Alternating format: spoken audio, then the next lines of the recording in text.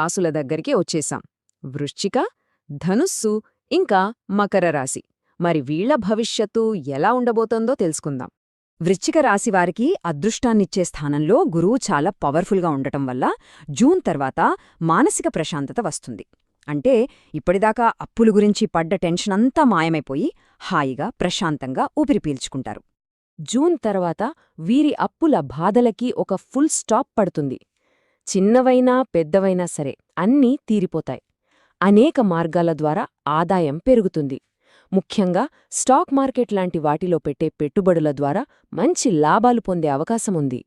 ధనుస్సు రాశివారికి వీరి రాశ్యాధిపతి అయిన గురువే సప్తమ స్థానంలో అంటే భాగస్వామ్యాలను సూచించే ఇంట్లో ఉండటం వల్ల సమస్యలకి ఒక పర్ఫెక్ట్ టైమింగ్లో సొల్యూషన్ దొరుకుతుంది. మే నెలాఖరుకల్లా వీరి ఆర్థిక కష్టాలు చాలా వరకు తీరిపోతాయి. అవును, మే నెలాఖరు నాటికే